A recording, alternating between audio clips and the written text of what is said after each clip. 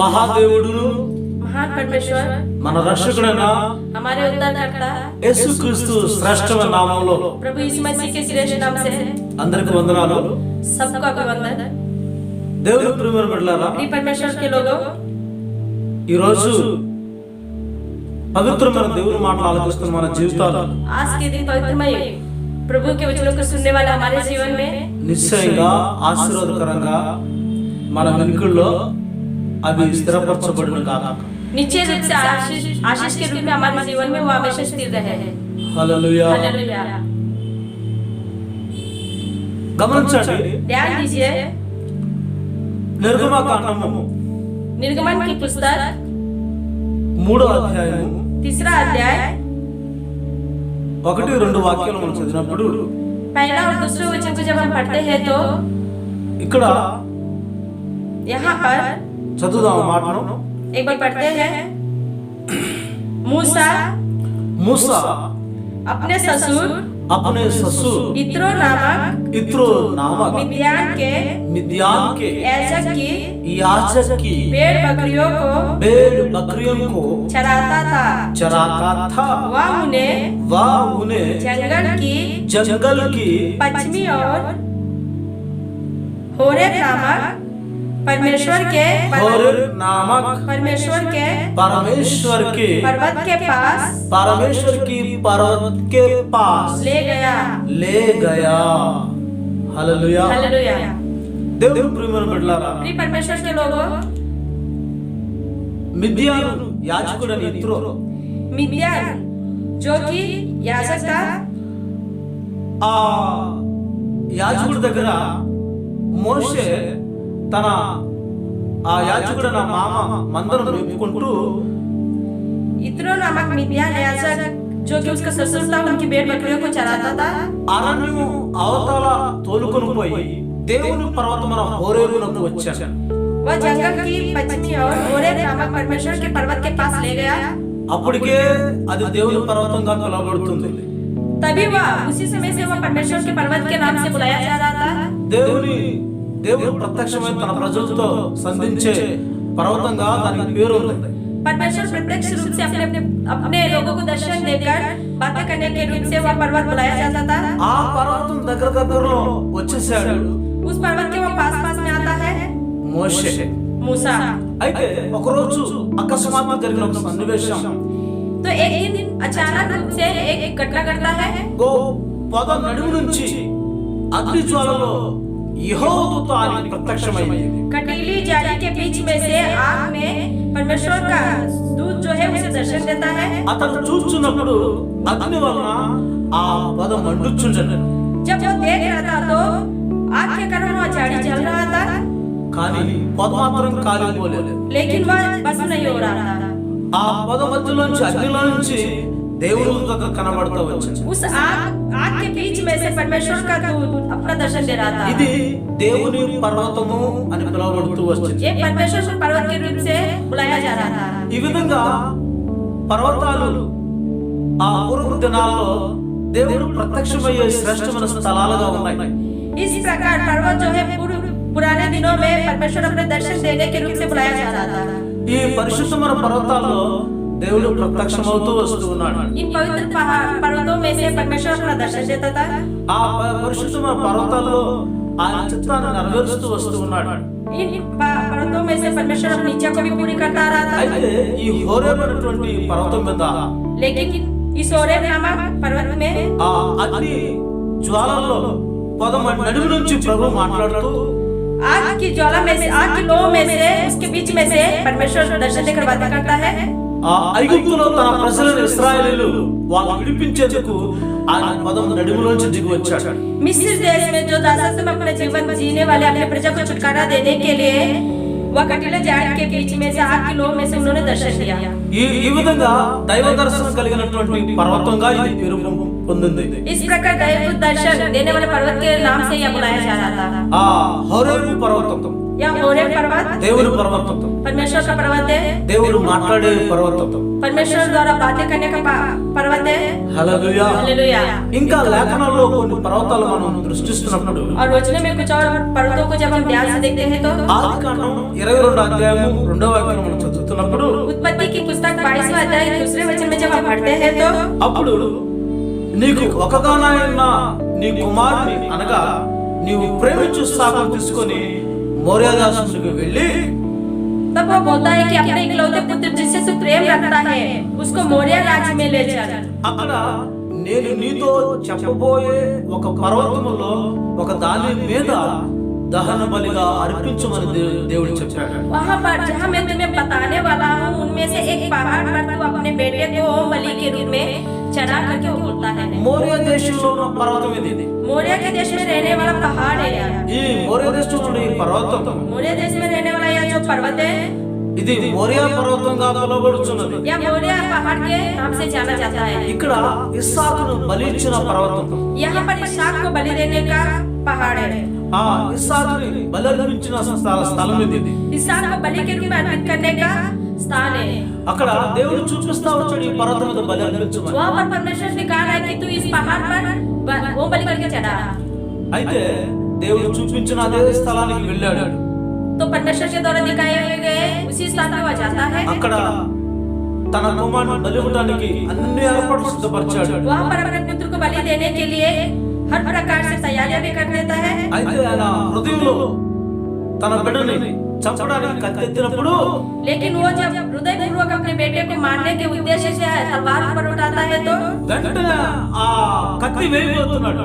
जैसे ही वह हथियार तलवार जो है उसके ऊपर डालने वाला होता है దేవుడు అంటాడు, परमेश्वर बोलता है అబ్రహామా అబ్రహామా हे अब्राहम నువ్వు చేస్తున్న ఈ కార్యాన్ని బట్టి तेरे द्वारा जो यह कार्य किया जा रहा है నువ్వు నీతిమంతుడని నా ఎదుట కనబడుతున్నావు. तू धर्मी के रूप में मेरे सामने दिखाई दे रहा है। నువ్వు నన్ను నమ్మావు. तूने मुझ पर यकीन किया క్రియారూపంగా నేను కళ్ళతో చూశాను. और इसको मैं साक्षात अपने आंखों से भी देखा हूँ। అదిగో నువ్వు కత్తెత్తావు देखो तूने तलवार भी उठाया అంటే నీ మనసులో బిడ్డను చంపేశావు. इसका अर्थ है कि तू अपने मन में अपने बेटों को कब मार चुका है, ఆ అగ్నితో కాల్చివేశావు. आग से भस्म भी कर चुके हो, బూడిదైపోతుంది.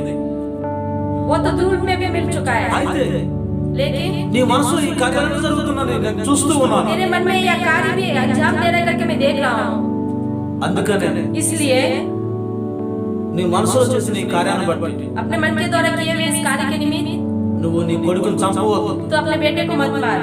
అని దేవుడు ఆపి क्या कहकर परमेश्वर ने నువ్వు रोका, కళ్ళెత్తు చూడు. तू अपनी आंखें उठा कर दे, ప్రక్కన పొదలు చిక్కున్నటువంటి ఆ ఫోటోలు తీసుకుంటా जाड़ों में छुपा हुआ तू उस मेमने को लेके आ, తీసుకొచ్చి దాన్ని నీ కుమారుడు బలిగా దాన్ని వధించొచ్చు చెప్పాడు. लाकर और उस मेढ़े को अपने बेटे के बदले उसका वध कर। హల్లెలూయా. हालेलुया। ఈ పర్వతం మీద జరిగిన సన్నివేశం ఏంటంటే इस पर्वत पर क्या हुआ है, తన ప్రేమించిన ప్రియ కుమారుడు బదులుగా ఒక గొర్రెపిల్ల అర్పించబడి ఉంది. अपने द्वारा प्रेम किए हुए एक प्रिय पुत्र के बदले में मेढ़े को बलि के रूप में अर्पित किया गया। అట్లా తన కుమారుడు తప్పించబడి తనకు మారుగా అర్పించబడినటువంటి ఆ బలి ఇదే పర్వతం జరుగుతూ వచ్చి ఉన్నది. इस प्रकार अपने बेटे को छुटकारा, अपने बेटे को छुड़ाकर उसके बदले में जो बलि मेढ़े के रूप में दिया गया है वो भी इस पर्वत पर हुआ है। దేవుని ప్రియమైన బిడ్డలారా, प्रिय परमेश्वर के लोगों, ఈ రోజు మన దేవుడు आज के दिन हमारा परमेश्वर ఆ ఇస్సాకు ప్రతిగా వధించబడిన గొర్రెపిల్ల వలె इसहाक के बदले में वध किया हुआ मेढ़े के बदले में मेढ़ा जो है మన ప్రభువు యేసుక్రీస్తు వారు हमारे प्रभु यीशु मसीह है। మన పాప శాపార్థమై हमारे पाप और श्राप के निमित्त మనకు బదులుగా ఆయన బలి అయిపోతా వచ్చాడు. हमारे बदले में वो बलि के रूप में अर्पित हुआ। ఆయన చేసినటువంటి ఆ శిలువ యాగం उनके द्वारा जो वो क्रूस के द्वारा जो त्याग శాశ్వత కాలం నుంచి శాశ్వత కాలం వరకు ప్రత్యక్షపరచబడుతున్న ఆయన ప్రత్యక్షత, शाश्वत रूप से प्रत्येक रूप से अलग किया गया यह जो कार्य है, ఆయన ప్రేమ మానవుల వెల్లడి చేయబడుతూనే వస్తున్నది. उनका जो प्रेम है मनुष्यों पर हमेशा इसी प्रकार से प्रकट किया जा रहा है। అందుకనే ఈ పర్వతం इसलिए यह पहाड़ ఇది మోరియా పర్వతం. मोरिया का पहाड़ है। ఇది చాలా పరిశుద్ధ పర్వతంలో ఒక దేవుడు కోరుకున్న పర్వతంగా పిలువబడుతూ వస్తుంది. यह बहुत ही पवित्र और परमेश्वर के द्वारा उनकी इच्छा के अनुसार बुलाए जाने वाले पहाड़ के रूप में इसका नाम है। దేవుడు ఇష్టపడినటువంటి పర్వతంగా పిలువబడుచు ఉన్నది। परमेश्वर की इच्छा के अनुसार, इच्छा के अनुरूप ही यह पहाड़ है। దేవుని ప్రియమైన బిడ్డలారా, प्रिय परमेश्वर के ఈ రోజు కూడా आज के दिन भी ఆ యెరూషలేములో ఉన్నటువంటి ఆ పర్వతం, यरूशलेम में रहने वाला यह जो पहाड़ है, అదే పర్వతం మీద ఆ మందిరం కట్టబడతా వచ్చున్నది। उसी पहाड़ पर मंदिर का भी निर्माण हो रहा है। ఆ తన పితరుల యొక్క చరిత్రను చెప్పుకుంటా వస్తూ ఉంటారు। अपने पूर्वजों के बारे में भी बताए जा रहे हैं। ఆ పితరులు ఇక్కడ ఇదే స్థలాన్ని దేవునికి ఆరాధన చేసినట్లుగా గుర్తిస్తూ ఉన్నారు।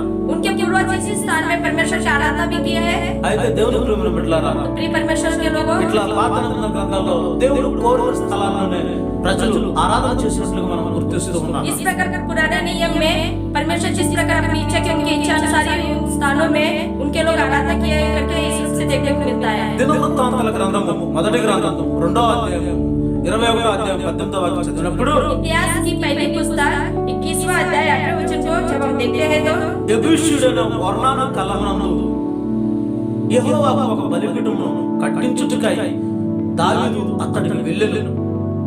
यबूसी ओनान के कलिहान में यहोवा के लिए एक वेदी बनाने के उद्देश्य से दाऊद वहां पर जाता है। దావీదుకు ఆజ్ఞ ఇమ్మని యెహోవా దూత గాదునకు సెలవీయగా दाऊद को आज्ञा देने के लिए यहोवा के दूत गाद से कहता है। ఈ విధంగా ఆ ఒర్నాను కలం इस प्रकार ओनान के कलिहान में యెహోవాకు ఒక బలిపీఠం కట్టబడిన స్థలం, यहोवा के लिए एक वेदी बनाने का स्थान है। ఈ స్థలం కూడా ఈ యొక్క మోరే దేశంలో ఉన్నటువంటి ఈ యొక్క స్థలంగా పిలువబడుతూ ఉన్నది। यह स्थान भी मोरे देश में रहने वाले स्थान के रूप में बुलाया जाने लगा। యెబూసీయుడైనటువంటి ఒర్నాను కలంగా పిలువబడుతూ ఉన్నది। यबूसी ओनान के कलिहान के रूप में बुलाया जा रहा है। ఇక్కడ తెగులు ఆగిపోయిన స్థలం ఇది। यहाँ पर विपत्ति अकाल होने का स्थान है। దేవుని ప్రజల మీద ఉన్న ఉగ్రతను నిలిచివేసిన స్థలం ఇది। परमेश्वर के लोगों पर उनका क्रोध बरकने वाला स्थान है। ఆ ఉగ్రత నిలిపివేయబడిన స్థలం అది। उनका क्रोध रोकने का स्थान है। అక్కడ దావీదు బలిపీఠం కడతా వచ్చి ఉన్నాడు దేవుని శాంతింపజేయడానికి। वहाँ पर दाऊद यहोवा को शांत करने के लिए एक वेदी बनाता है। ఇట్లా ఈ పరిశుద్ధమైన పర్వతాల్లో పలు పలు విధమైనటువంటి ఆశ్చర్యమైన శ్రేష్టమైన కార్యాలు జరుగుతూ వచ్చాయి। इस प्रकार इस पवित्र पहाड़ पर हर प्रकार के आश्चर्य और श्रेष्ठमय कार्यों को अंजाम देते हुए आ रहे हैं। ఎందుకంటే దేవుడు కోరుకున్న స్థలాలు కనుక అవి। क्योंकि परमेश्वर की इच्छा के अनुसार ये वे स्थान है। ఆ దేవుడు కోరుకున్నటువంటి స్థలాలు ఈ యొక్క మోరియా పర్వతం। परमेश्वर जिन स्थानों को चाहा वही स्थान है ये मोरिया का पहाड़। ఇంకా కీర్తన గ్రంథం 48వ అధ్యాయం और वचन 48 अध्याय 2-3 వాక్యాలు మనం చదువుతున్నప్పుడు 48 अध्याय 2 और 3 वचन में जब हम पढ़ते हैं तो ఒకసారి చదువుదాం। एक बार पढ़ते हैं। सिय्योन पर्वत में सुंदर और सारी पृथ्वी के हर्ष का कारण है। राजाधिराज का नगर राजा का नगर उत्तरी सिरे पर है। उसके महलों में परमेश्वर ऊंचा गढ़ माना गया है। హల్లెలూయా। हालेलुया। ఇక్కడ ఉత్తర దిక్కున ఉన్న మహారాజ పట్టణం నుంచి వ్రాయబడుతూ ఉన్నది।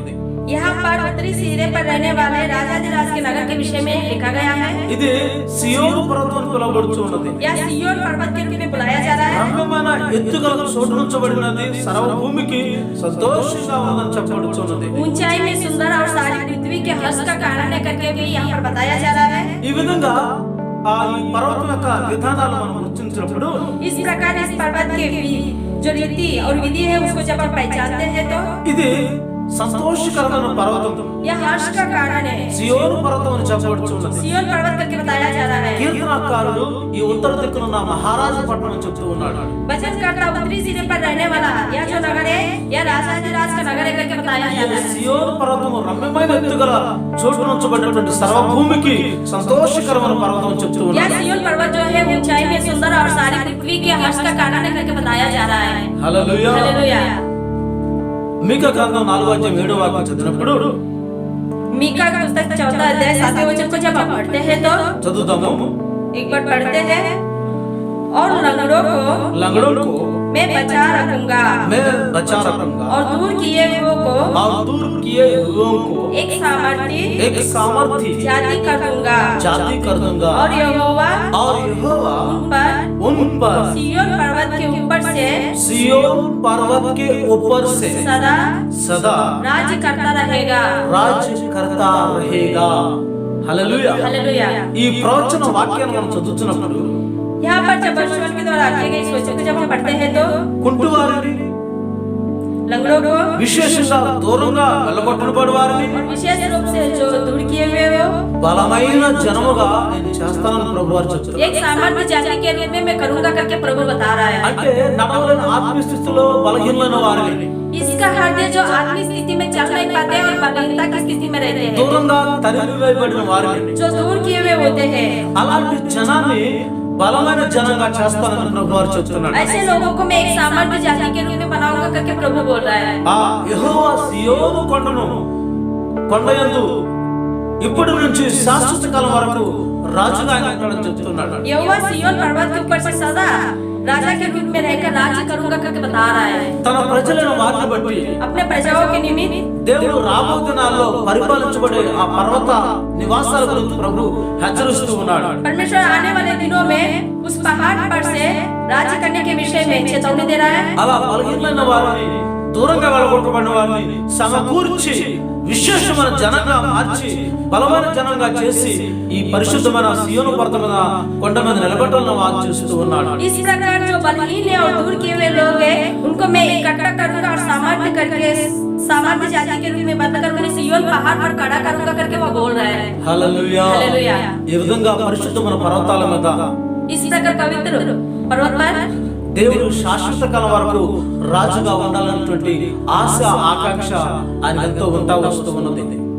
प्रभु हमेशा सदा के लिए राजा के रूप में रहने की इच्छा और आकांक्षा उनके मन में है. అపోస్తలుల కార్యాలు प्रेरितों के काम మొదటి అధ్యాయం 12వ వాక్యం पहला अध्याय 12वें वचन में చదువుదాం ఒకసారి. एक बार पढ़ते हैं. तब वे जैतून नामक पहाड़ से जो यरूशलेम के निकट एक सप्ताह के